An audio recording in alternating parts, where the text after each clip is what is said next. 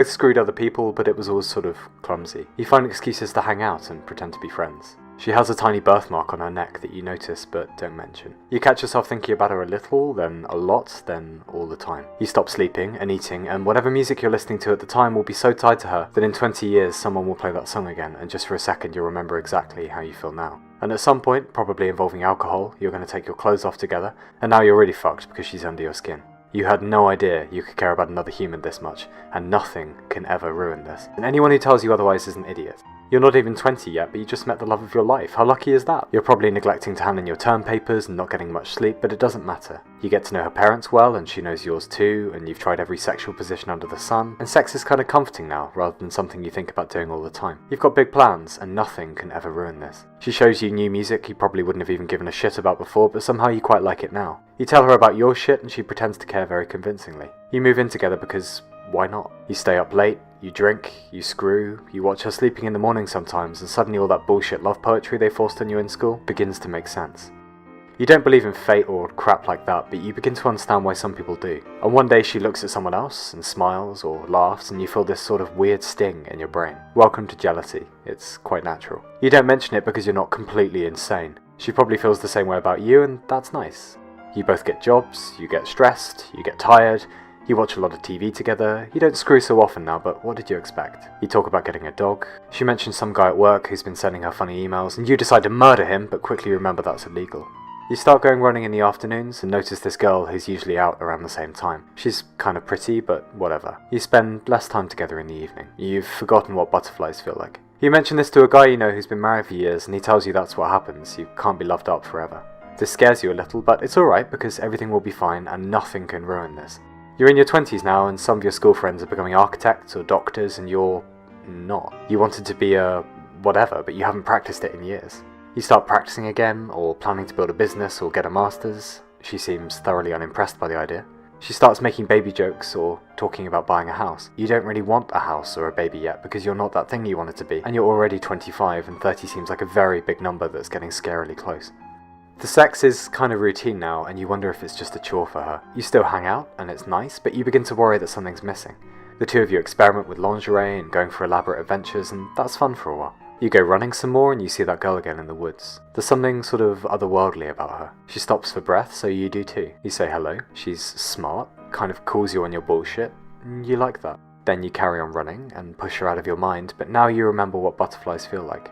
You come home, you cook the same dish you had the night before, and the night before that. You talk about nothing much. She mentions that guy from work wants to meet you, and you reply that that guy from work can suck 1,000 dicks in hell. You sit in awkward silence for a while, and then you watch some more TV. And some more TV. And you live like this for another year, and that's fine, and nothing can ever ruin this. Ever. One of you screws someone else, or snaps for no reason, or mentions that you should take a break, or starts getting distant, or stops talking about the future, or whatever it is.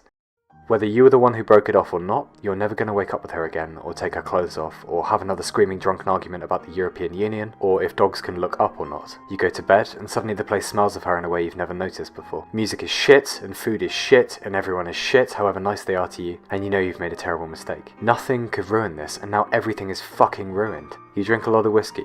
You can't seem to sleep for more than a few hours. Someone mentions she's been hanging out a lot with whatever his name is. You imagine them screwing briefly, then go and do something else. You play a lot of video games and discover that yes, you do actually still have friends, and they've been patiently waiting for you for fucking years now. They listen to your bullshit politely because they've been through breakups too. They offer some nice little platitudes, plenty more fish in the sea, etc. But you don't really believe them because they weren't in love like you're in love. No one has been in love like you're in love. You and her send each other passive-aggressive texts about getting your guitar back or whatever, and you meet up to swap your stuff over. It feels good to see her because you're over it now, and she has no power over you whatsoever, and you'll be moving on soon enough. You screw, and literally a minute later realise what a dumb mistake that was. You carry on screwing for a while. You begin to think about getting it back together. She makes a few bullshit digs at you, or you make some at her, and suddenly you stop thinking about getting it back together. You argue.